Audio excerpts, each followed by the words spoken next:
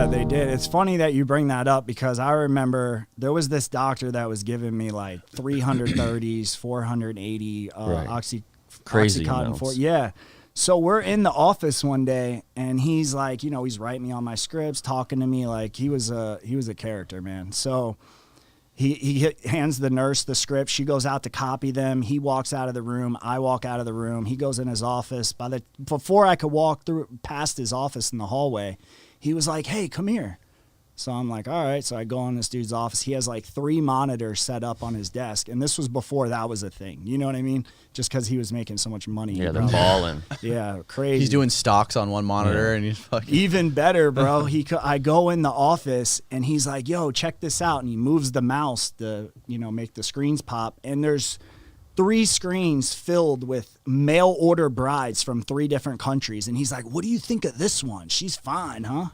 I'm like, what? Nice. So the guy's ordering brides. He's got an MRI machine in the parking lot in a van. So that way when people come to him and they don't have their MRI, he sends them downstairs. They go into this van. A guy will take an MRI off a 60-year-old that has, you know, back, hip problems and copy it on to the 20-year-old that just went out in the van. And then he turns around, goes back up, and sees the doctor and gets the pills. Wow. And then the doctor refers you to his friend, who's the pharmacist. Exactly. Where Or you fill they're your in-house, prescription. yeah. Right. Or they'll literally have their own pharmacy at the doctor. So... And he probably has a Ferrari parked out back. Oh, yeah. Like, yeah, bro. I mean, they were busting doctors with, like, yachts and fucking money over shores and shit. They were, I mean... If you think about it, if us 3 went to the doctor, right, it's $100 a visit after you pay for the initial visit. They book their patients at 8 patients can fit into 1 hour. Right, so it's like every 10 minutes or not less than that even. Yeah, like I forget what it is, but like 8 an hour. There's like 64 patients in a day at $100 a pop, cash money. So it ain't on nothing. Like that's just for the appointments. Just for the appointments, yeah. And then they would, you know, they'd hit you with other shit too. Like, I mean, some of them were corrupt. So they would be like, today it's 200. If you don't have it, you don't have it. You're not getting seen. Yeah. And when you're in that shit and you got 5 people in the car in the parking lot waiting on you, you know what I mean? So. Do you remember the story from the HBO documentary where there's the guy in Florida and one of the sales reps from Purdue Pharma went down to meet him, and they basically wanted to like test their new pills, and you know they kept trying to figure out how they're gonna make more money, how they're gonna, you know, at this point they're making like $3 billion a year. So they find this guy who's been in like a crazy car accident, had crazy like spinal surgery, and he had like a super high tolerance.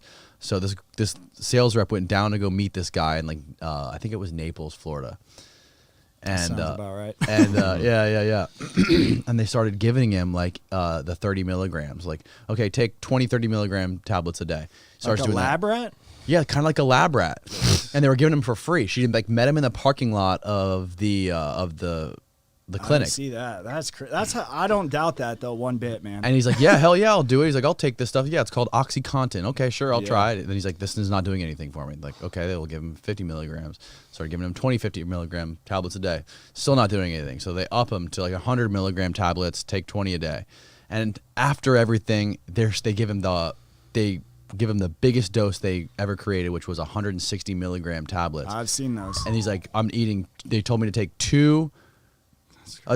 Take 25 tablets twice a day of 160 milligram Jesus tablets. Christ. He's like, it took me 15 minutes to take all the pills. To eat these pills.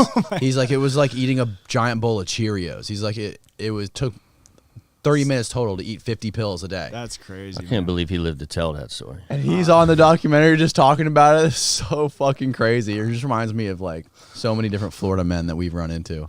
Yeah, that's what I'm saying. Like down here, it seemed like it was worse than, like, we were the last state to get the database, if that tells you anything. Yeah. And that's because. What is the database? So the database is, if me and you go to Dr. Bob on Monday, we can't turn around within that 30-day period and go to another doctor and get narcotics prescribed, especially not the same ones.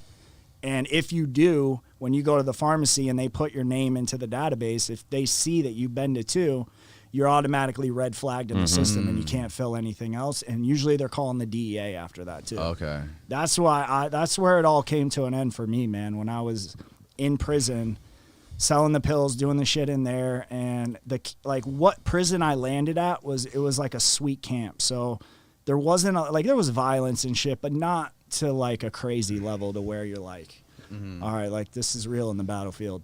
But so I got out of prison that time. I go back. I'm living with the same chick that I went in with.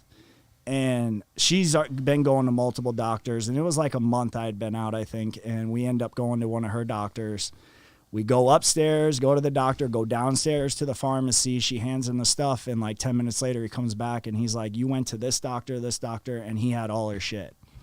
So it was like at that point where I was like, yo, what the fuck am I going to do? Because I had been planning on doing this like the rest of my life. Really? Yeah, like because of the money. And then, you know, I became addicted to them. So I was like, well, I'll just keep selling them, make the ones I take for free, and then just make a little money. And I mean, not a little. It was a lot at first. Like it was a lot of money at first, actually.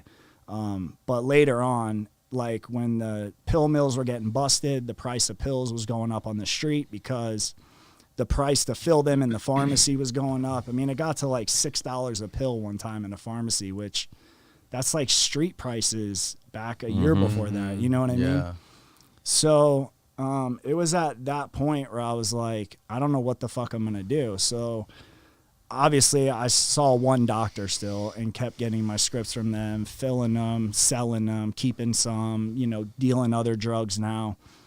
And then it was like just to the point where like I didn't give a fuck, you know what I mean? Like I didn't give a, like at first I was selling the pills and doing shit like that, but it got to the point where like nobody wanted to hang out with me because I was just jackboying people's shit. Like I'd be like, oh, you want 100 pills? Yeah, all right, meet me at 7-Eleven. And then they get in the car and I'd fucking yoke them up and pass them out and then push them out the door, grab all their shit and keep going. Oh, shit. Yeah, that was one time. I did that to a kid at a doctor's too, bro, after he got his shit. Jesus. Yeah, so it became like savage mentality. And this was all due to, you know, me being in the car wreck, then starting to take a little, and that's how quick, man, it like, I didn't even notice when, like, it went from a problem, you know, went from making money to a problem, like me personally. I could see it in everybody else, and I could be like, oh, he's fucked up. Oh, she's wasted or whatever, and watch other people's life, like, go down the shambles, but I wasn't seeing it in my own life at that point. So I just kept selling drugs, robbing people, you know, doing anything to make money on the street. And then finally I got hit again with like a grand theft and like 3 new sales charges.